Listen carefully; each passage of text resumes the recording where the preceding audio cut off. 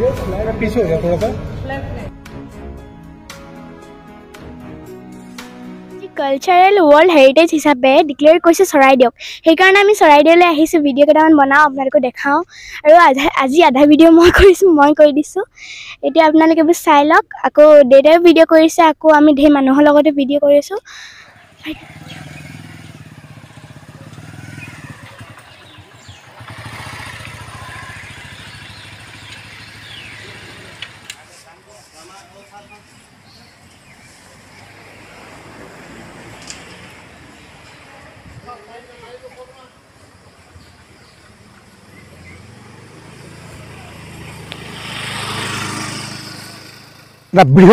বৃহৎ আনন্দ লৈ মই আহিছোঁ। আচলতে সদায় সদায় কৈ থাকোঁ যে চৰাইদেউ মৈদাম ক্ষেত্ৰ আজিৰ পৰা কম বিশ্ব ঐতিহ্য ক্ষেত্ৰ। বিশ্ব ঐতিহ্য ক্ষেত্ৰ, অসমৰ তৃতীয় বিশ্ব ঐতিহ্য ক্ষেত্ৰত মই উপস্থিত আছোঁ এতিয়া চৰাইদেউ মৈদামস্থলীত। আজি ইউনেস্কোই ঘোষণা কৰিলে যে বিশ্ব ঐতিহ্য ক্ষেত্ৰৰ তালিকাত ভাৰতৰ 43তম বিশ্ব ঐতিহ্য ক্ষেত্ৰ আৰু অসমৰ তৃতীয় বিশ্ব ঐতিহ্য ক্ষেত্ৰ এয়া হ'ল চৰাইদেউ মৈদামস্থলী। আৰু চৰাইদেউ মৈদামস্থলী বুলি কোৱাৰ লগে লগে স্বৰ্গদেউসকললৈ সন্মান জনাইছোঁ, শ্ৰদ্ধা জনাইছোঁ। কাৰণ স্বৰ্গদেউসকলৰ এই সমাধিস্থলেই এতিয়া বিশ্ব ঐতিহ্য ক্ষেত্ৰ হিচাপে পৰিগণিত হৈছে। আৰু আজি ইউনেস্কোই ঘোষণা কৰিলে দিল্লীত। আৰু বহু দিনৰ পৰা এই আচলতে গোটেই কথাখিনি বহু দিনৰ পৰা আলোচনা হৈ আছিলে। বিশ্ব ঐতিহ্য ক্ষেত্ৰ কেতিয়া হ'ব চৰাইদেউ, কেতিয়া আমাৰ 600 বছৰীয়া আহোম ৰাজত্ব যি বিশ্বত বিৰল, যি এটা গৌৰৱোজ্জ্বল জাতিৰ যি ইতিহাস, সেই ইতিহাস কেতিয়া বিশ্বই চিনাকি পাব।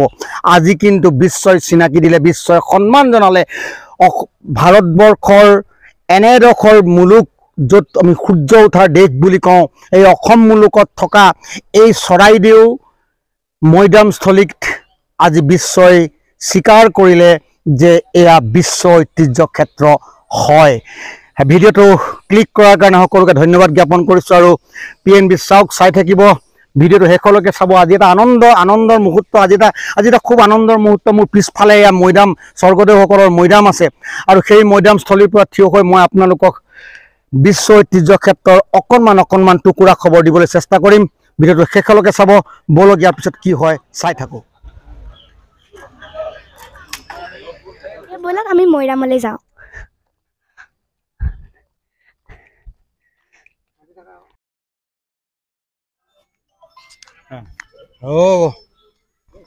কেনেকুৱা লাগিলে?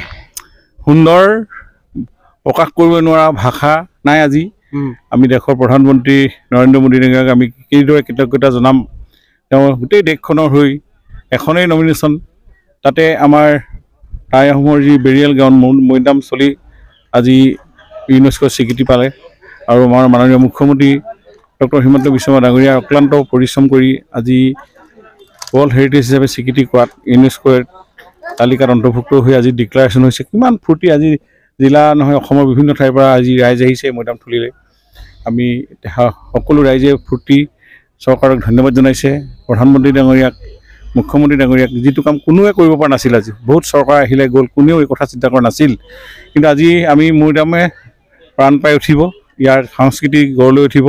স্বৰ্গদেউ চাওলুং চুকাফাৰ যি আদৰ্শৰে সমাজ গঢ়িব। এতিয়া সকলো জাতি জনগোষ্ঠীক লৈ আমি বৃহৎ অসমীয়া জাতি যি গঠন কৰিছিল স্বৰ্গদেউ চাওলুং চুকাফাই, তেওঁৰ আত্মাই সদগতি পাইছে। গতিকে এই মুহূৰ্তত আমাৰ ডাইৰেক্টৰ আৰ্কিঅলজি, আমাৰ এই মুহূৰ্তত আমাৰ বিভিন্ন জিলাখনৰ বুৰঞ্জীবিদসকল, আমাৰ ইয়াত লাগি থকা সংগঠনসমূহ, বুৰঞ্জীবিদসকল সকলোৱে এইখিনি অক্লান্ত কষ্ট কৰিছে। শিৱসাগৰ চৰাইদেউবাসীৰ বহুদিনীয়া আশা আজি পূৰণ হৈছে। গতিকে এতিয়া আমি আগন্তুক দিনত আমাৰ দায়িত্বও দুগুণে বাঢ়িছে। আমি ইয়াত দেশ বিদেশৰ পৰ্যটক যিহেতু আহিব, ইয়াতে আহি আজি তেওঁলোকক যাতে আমি যেনেধৰণে সেৱা সন্মানেৰে তেওঁলোকক আতিথ্য কৰিব পৰা হয়।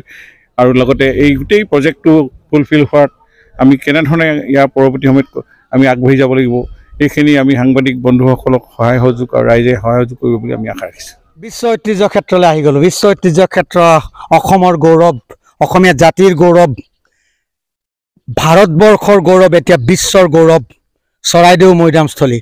চৰাইদেউ মৈদামস্থলী মই এতিয়া ৰাজ্যিক প্ৰত্নতত্ত্ব বিভাগৰ যি মৈদামস্থলী তালৈ আহিছোঁ। আৰু তালৈ আহিছোঁ যিখন ছবি আপোনালোকে প্ৰায় দেখি থাকে, সেই তালৈ মই আহিছোঁ। আৰু ইয়াৰ আগতে আমি অকণমান গ'লোঁ যেটো কেন্দ্ৰীয় বিভাগৰ প্ৰত্নতত্ত্ব বিভাগৰ যিখিনি মৈদাম সংৰক্ষণ হৈছে তালৈ গ'লোঁ আচলতে এতিয়া দায়িত্ব হ'ল আমাৰ চৰাইদেউ বিশ্ব ঐতিহ্য ক্ষেত্ৰ কৰাৰ ক্ষেত্ৰত কেইজনমান যুৱকৰ নাম ল'ব লাগিব তাৰ ভিতৰতে মোৰ লগত এতিয়া আছে গজেন ৰাজখোৱা গজেন কোঁৱৰ গজেন কেনেকুৱা আজি কেনেকুৱা অনুভৱ আজি যথেষ্ট উৎফুল্লিত ভাল লাগিছে যে আমাৰ বহুদিনীয়া আকাংক্ষিত এটা আশা পূৰণ হৈছে যেহেতু আজি চৰাইদেউ বিশ্ব বুকুত জিলিকি উঠিছে আমি স্থানীয় এজন যুৱক হিচাপে বা এজন ব্যক্তি হিচাপে আমি আনন্দিত হৈছোঁ এতিয়া আমাৰ বিশেষকৈ ঐতিহ্য ক্ষেত্ৰ হোৱাৰ পিছত যথেষ্টখিনি আমাৰ দায়িত্ব আহি পৰিছে যে বিভিন্ন দেশৰ পৰ্যটকসকল যিহেতু ইয়ালৈ আহিব তেওঁলোকক আমি কেনেধৰণে আপ্যায়ন কৰিম বা তেওঁলোকৰ কেনেকৈ আমি ইয়াৰ পৰা শুদ্ধ তথ্য ৰাখি দি পঠিয়াব পাৰোঁ তেওঁলোকে কেনেকৈ ভাল পাই যায় এইখিনি ক্ষেত্ৰত আমাৰ যথেষ্টখিনি এটা দায়িত্ব আহি পৰিছে সেইখিনি এতিয়া আমি চিন্তা কৰিবলগীয়া হৈছে পিছৰ পৰ্যায়ত আমি কেনেধৰণে কৰিলে এইটো সুফল পাম বা দেশবাসীয়ে বা বিদেশী পৰ্যটকসকলে ভাল পাব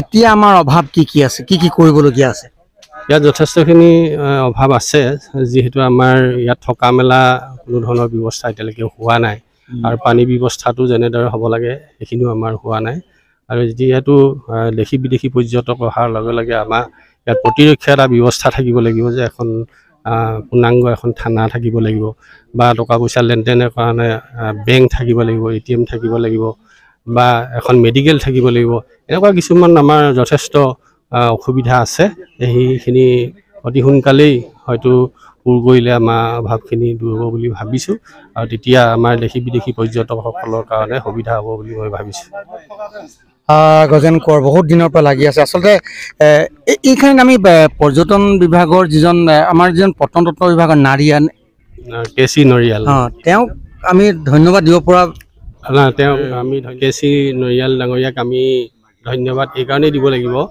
যে আমাৰ অসমতেই হওক বা ভাৰততেই হওক বিভিন্ন ধৰণৰ সম্পদ আজিও মানে কৰি আছে যিবিলাক আমি বিশ্ব ঐতিহ্য ক্ষেত্ৰলৈ আগবঢ়াই নিব পৰা নাই তেওঁ এই ক্ষেত্ৰত যথেষ্ট অভিজ্ঞ কাৰণ আগতে তেওঁ কেইবাটাও এনেকুৱা মনুমেণ্ট তেওঁ বিশ্ব ঐতিহ্য ক্ষেত্ৰলৈ আগবঢ়াই নিব পাৰিছিলে আৰু সেইকাৰণে আমাৰ অসম চৰকাৰে তেওঁক এক্সপাৰ্ট মানে হিচাপে তেওঁক নিয়োগ কৰিছিলে এই চৰাইদেউ বিশ্ব ঐতিহ্য ক্ষেত্ৰলৈ আগবঢ়াই নিবৰ কাৰণে তেওঁক নিয়োগ কৰা হৈছিলে আৰু তেওঁ চেষ্টাতেই লগতে আমাৰ দুটা ডিপাৰ্টমেণ্ট আছে ষ্টেট আৰ্ক'লজিকেল আৰু চেণ্ট্ৰেল আৰ্ক'লজিকেল দুটা ডিপাৰ্টমেণ্টৰ সহযোগত আৰু স্থানীয় বা অসমবাসী বিভিন্ন দল সংগঠনৰ সহযোগত আজি বিশ্ব ঐতিহ্য ক্ষেত্ৰ হ'বলৈ সক্ষম হৈছে আৰু এই ক্ষেত্ৰত আমাৰ চৰকাৰখনৰ মাননীয় মুখ্যমন্ত্ৰী ডাঙৰীয়াক আমি এইখিনিতে আমি কৃতজ্ঞতা জনাব লাগিব আৰু ভাৰতীয় প্ৰধানমন্ত্ৰীকো আমি কৃতজ্ঞতা জনাব লাগিব যে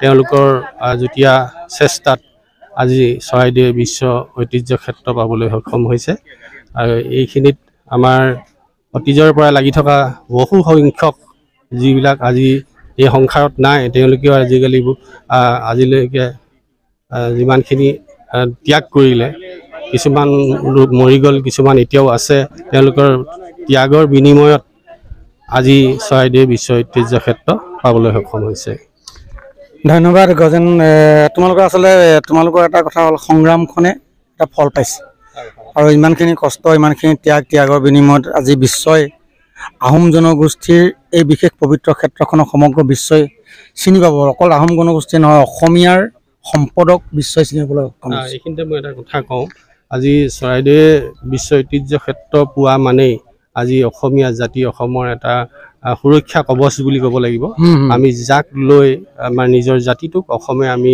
বিশ্বত চিনাকি দিব পাৰিম আমি তেনেকুৱাকৈ চিনাকি দিব পৰা এটা সাংস্কৃতিক বিভাগ বা বিশ্ব ঐতিহ্য ক্ষেত্ৰ হোৱা এটা বিভাগ আমাৰ নাছিলে আমাৰ 600 বছৰীয়া ৰাজত্ব কৰা যি ঠাইৰ পৰা এটা বৰ অসম বা অসমীয়া জাতি পাতনি মেলিছিল এনেকুৱা এটা ঐতিহ্য ইয়াত মানে অৱহেলিত অৱস্থাত আছিল আজি আমি চিনাকি দিব পৰাকৈ চৰাইদেউ আজি বিশ্বৰ বুকুত জিলিকি উঠিছে আৰু অসমীয়া আৰু অসম নামৰ এই শব্দ দুটা বিশ্ববাসীয়ে জানিবলৈ সক্ষম হ'ব বঢ়িয়া হ'ল এতিয়া দায়িত্ব হ'ল আমাৰ আমাৰ দায়িত্ব আমি কেনেকৈ চৰাইদেউক বিশ্ব ঐতিহ্য ক্ষেত্ৰ হিচাপে ৰাখিব পাৰোঁ, কেনেকৈ বিশ্ববাসী আহি চৰাইদেউক চাব, কিমান সুন্দৰকৈ চাব, অসমীয়া জাতিৰ শৌৰ্য বীৰ্য য'ত প্ৰতিফলিত হয়, য'ত অসমীয়া জাতিৰ সংস্কৃতি প্ৰতিফলিত হ'ব, সেই চৰাইদেউ বিশ্ব ঐতিহ্য ক্ষেত্ৰ হিচাপে জীয়াই ৰখাৰ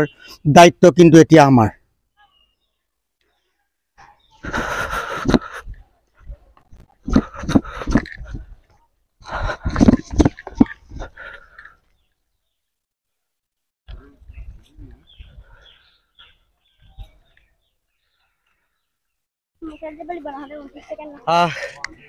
বিশ্ব ঐতিহ্য ক্ষেত্ৰ হোৱাৰ লগে লগে গোটেই মৈদামস্থলী ইমান সুন্দৰকৈ গোটেই ৰাইজ আহিছে আচলতে আনন্দ স্ফূৰ্তি কৰিবলৈ। আৰু এই বিশ্ব ঐতিহ্য ক্ষেত্ৰ কৰাৰ ক্ষেত্ৰত এজন ব্যক্তি খুব বেছিভাৱে বিশেষকৈ অধ্যয়ন এই চৰাইদেউ সম্পৰ্কে অধ্যয়ন কৰি চৰাইদেউৰ বিভিন্ন তথ্যবিলাক ইউনেস্কোলৈ নিব পৰাকৈ সজাই পৰাই তোলা বা তথ্যখিনি সংগ্ৰহ কৰা এজন ব্যক্তি মৃদুল কোঁৱৰ।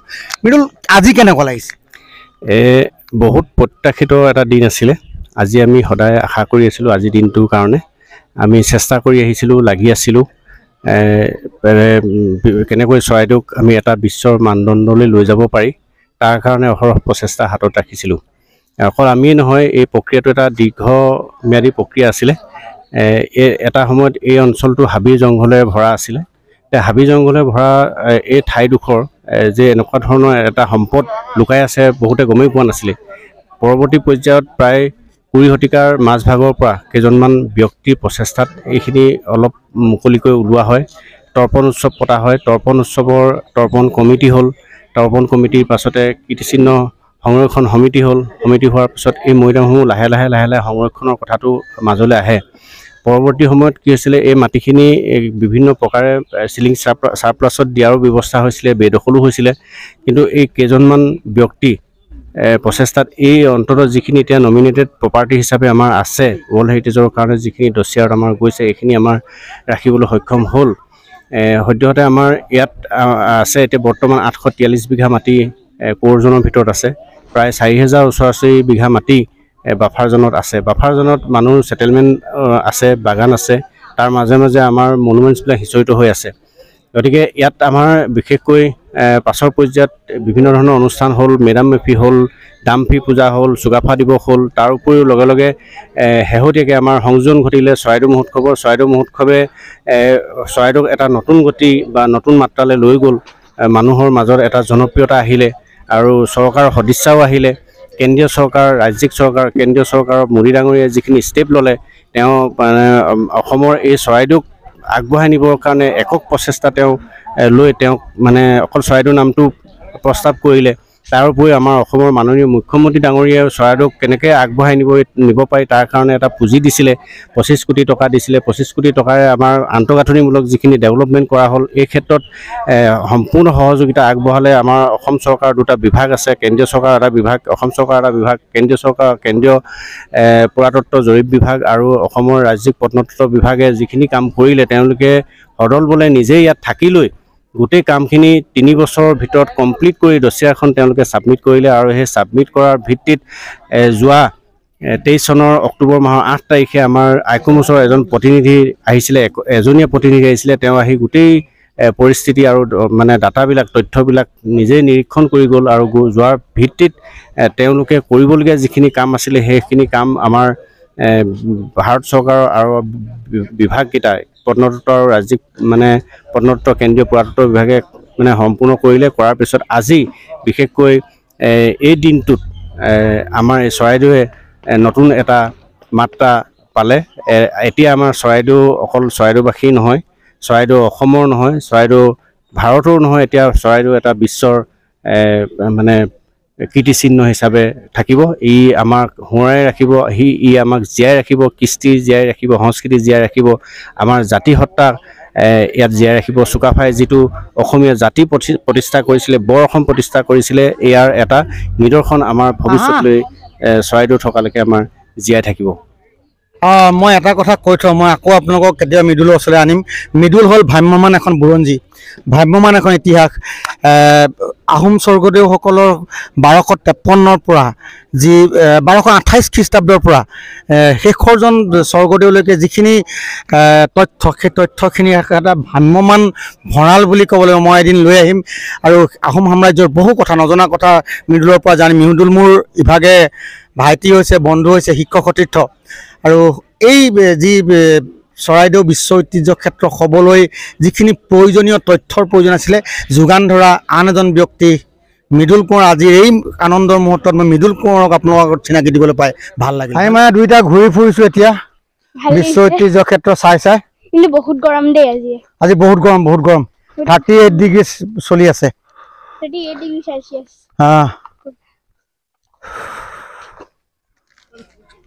আচলতে চৰাইদেউ মৈদামস্থলীক বিশ্ব ঐতিহ্য ক্ষেত্ৰ কৰাৰ ক্ষেত্ৰত সংবাদ মাধ্যমৰ এক বিশেষ ভূমিকা আছে। মোৰ লগত আছে মৃত্যুঞ্জয় দাস। মৃত্যুঞ্জয় দাস বহুত দিনৰ পৰা 1992 চনৰ মানৰ পৰা এই গোটেই চৰাইদেউ মৈদামস্থলীৰ বিভিন্ন সংবাদ পৰিৱেশন কৰি চৰাইদেউ মৈদামস্থলীক ৰাইজৰ সন্মুখত পৰিচয় কৰাই দিয়াৰ কাৰণে তেওঁ বহুতো ঔপকাৰ্য কৰিছে। কিন্তু আজি কেনেকুৱা লাগিছে? আজি সঁচাকৈ মনটো যথেষ্ট সুখী, কিয়নো আপুনি কোৱাৰ দৰে 1992 চনৰ পৰা যদি সংবাদ ক্ষেত্ৰৰ লগত জড়িত, মই প্ৰত্যক্ষভাৱে চৰাইদেউ মৈদাম ক্ষেত্ৰৰ লগত জড়িত 1999 চনৰ পৰা। 1999 চনত আমি ইয়ালৈ আহিছিলোঁ মূলতঃ এটা উদ্দেশ্য লৈ। ইয়াতে এটা যি সুউচ্চ মৈদাম আছে, যাক নেকি শিৱসিংহৰ মৈদাম বুলি কোৱা হয়, সেইটো খনন কাৰ্য আৰম্ভ কৰিছিলে। আৰ্কিঅলজিকেল ছাৰ্ভে অফ ইণ্ডিয়াই খনন কৰিব লৈছিলে। তেতিয়া আমি স্থানীয় সাংবাদিকতা হিচাপে আমাৰো উৎসুকতা বৃদ্ধি হৈছিলে যে তেওঁলোকে এইটো খনন কৰি কি কৰিব লৈছে। আচলতে ইমান দিনৰ এটা মৈদাম এইটো তেওঁলোকে খান্দিব বুলি কৈছে। ইয়াত যিবিলাক দল সংগঠন আছিলে তেওঁলোকেও আপত্তি কৰিছিলে প্ৰথম অৱস্থাত যে এইটো খান্দিব নালাগে।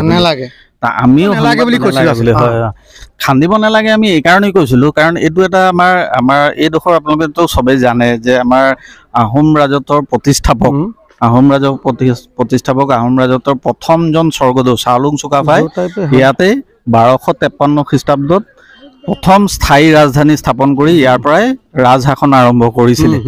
আৰু তাৰ পাছত পৰৱৰ্তী সময়ত এই ৰাজধানী চহৰ ইয়াৰ পৰা অন্যান্য ঠাইলৈ স্থানান্তৰ কৰা হয় যদিও এই ঠাইডোখৰৰ গুৰুত্ব কিন্তু কমাই দিয়া হোৱা নাছিলে।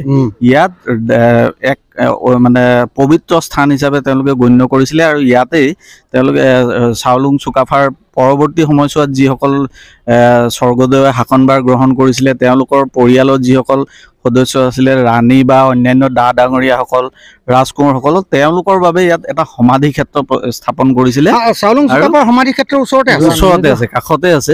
কিন্তু যিকেইটা আমি আজিৰ তাৰিখত যিকেইটা মূল এৰিয়াত চৰাইদেউ মৈদাম প্ৰাংগণৰ কোৰ এৰিয়াত যিবিলাক মৈদাম আছে, সেইকেইটা হৈছে আহোম ৰাজত্ব কালৰ যিসকল স্বৰ্গদেউ আছে তেওঁলোকৰ আৰু তেওঁলোকৰ পৰিয়ালৰ অন্যান্য সদস্যসকলৰ। গতিকে এইটো এটা হ'লগৈ আহোম ৰাজত্বৰে বুলি নহয়, আমি অসমীয়া জাতিৰ এটা অত্যন্ত পবিত্ৰ স্থান। আৰু এই মৈদামবিলাক অত্যন্ত পবিত্ৰ হিচাপে আমি দীৰ্ঘদিন ধৰি আমি গণ্য কৰি আহিছোঁ। কিন্তু দেখা পোৱা গ'ল যে আৰ্কিঅলজিকেল ছাৰ্ভে অফ ইণ্ডিয়াই ইয়াক খনন কাৰ্য কৰিবলৈ আৰম্ভ কৰিলে। তেওঁলোকে ইয়াত প্ৰথমতে ক'লে যে তেওঁলোকে ইয়াত খান্দিব, খন্দাৰ পাছতে তেওঁলোকে ইয়াতনো কি আছে, কেনেধৰণে ইয়াত মৈদাম দিয়া হৈছিলে হেৰিসকল স্বৰ্গদেউসকলক, সেইখিনি তেওঁলোকে পৰীক্ষা নিৰীক্ষা কৰিব বুলি অধ্যয়ন কৰিবৰ কাৰণে। আৰু তেওঁলোকে ইয়াক মানে এক প্ৰতিষ্ঠা কৰিব যে এনেকে মৈদাম ব্যৱস্থাটো আছিলে আহোম ৰাজত্ব কালৰ সময়ত। গতিকে এইটো কোৱাৰ পাছত লাহে লাহে প্ৰতিবাদবিলাক স্তিমিত হ'ল। আমিও দেখা পালোঁ যে আচলতে চৰাইদেউ মৈদামসমূহ যদি এনেধৰণে থাকে, মুক্ত হৈ থাকে, তেতিয়াহ'লে কি হ'ব, কিজানিবা পৰ্যটকৰ আকৰ্ষণ সিমান নহ'ব। কাৰণ এইকেইটা এনেই দেখাত এটা পাহাৰৰ নিচিনা বা এটা টিলাৰ নিচিনা দেখা পোৱা। ইয়াৰ বৈশিষ্ট্যনো কি, ইয়াৰ ভিতৰতনো কি আছে, সেইখিনি যদি ৰাইজে গম নাপায় তেতিয়াহ'লে ইয়াৰ প্ৰতি আকৰ্ষণ বৃদ্ধি নহ'বও পাৰে কিজানি। এইটো আমিও পতিয়ন গৈছিলোঁ এটা সময়ত। গতিকে আমি লাহে লাহে প্ৰতিবাদ কৰিবলৈ, দল সংগঠনসমূহেও প্ৰতিবাদ কৰিবলৈ বাদ দিলে। আৰু আমাৰ লিখা মেলাবিলাকতো আমি পজিটিভ লিখিবলৈ আৰম্ভ কৰিলোঁ যে মৈদামখিনি খনন কৰিব লাগে।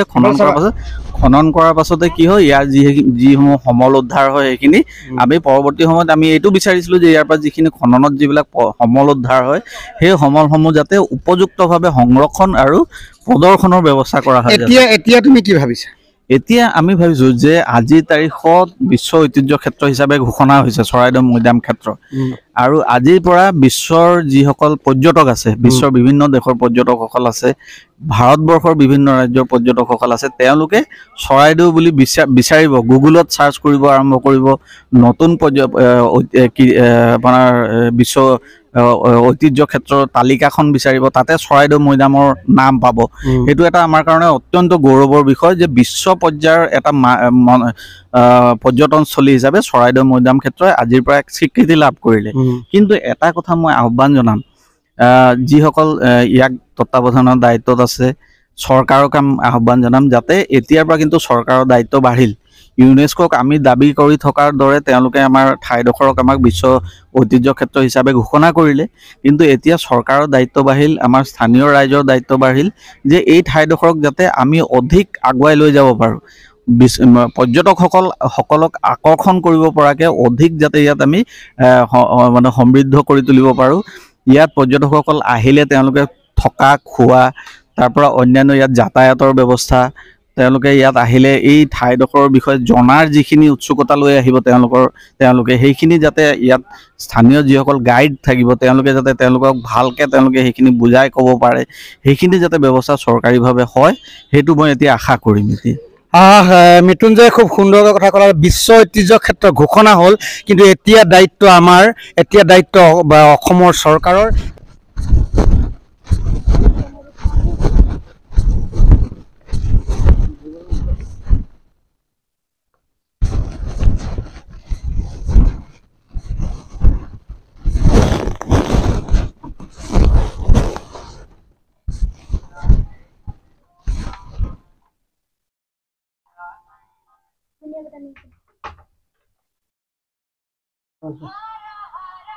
মুখখন চাই ক'ব পাৰিব আজি কিমান গৰম আমি বহুত ঘূৰিলো আজি ঘূৰি একদম গৰম উঠি গ'ল এতিয়া কি ক'ম আৰু আচলতে ইমানখিনি আজি এটা আনন্দ এটা স্ফূৰ্তিৰ মাজেৰে ইমানখিনি পাৰ কৰিলোঁ গোটেই কাৰণটো হ'ল আমাৰ চৰাইদেউ অসমীয়াৰ চৰাইদেউ অসমৰ চৰাইদেউৱে বিশ্ব ঐতিহ্য ক্ষেত্ৰ হিচাপে সাংস্কৃতিক বিশ্ব ঐতিহ্য ক্ষেত্ৰ হিচাপে স্থান লাভ কৰিলে আজি সেই ভাল দিনটো শুভ ক্ষণটোত আপোনালোকক গোটেই কথাখিনি ক'লোঁ এতিয়া কিন্তু দায়িত্ব আমাৰ বাঢ়িছে আমি কেনেকৈ ইয়াক সুন্দৰকৈ বিশ্ববাসীৰ আগত চিনাকি কৰি ৰাখিব পাৰোঁ কেনেকৈ সুন্দৰকৈ আমি ইয়াক জিলিকাই ৰাখিব পাৰোঁ বিশ্ব ঐতিহ্য ক্ষেত্ৰ বিচাৰিছিলোঁ বিশ্ব ঐতিহ্য ক্ষেত্ৰ পাই গ'লোঁ এতিয়া বিশ্ব ঐতিহ্য ক্ষেত্ৰ হিচাপে চৰাইদেউক আমি কেনেকৈ জীয়াই ৰাখিম সেয়া আমাৰ প্ৰতিজনৰে দায়িত্ব প্ৰতিজনৰে কৰ্তব্য ইমান সময় ভিডিঅ'টো চোৱাৰ কাৰণে সকলোকে ধন্যবাদ জ্ঞাপন কৰিছোঁ চৰাইদেউৰ পৰা আমি দুয়োটাই বিদায় লৈছোঁ নমস্কাৰ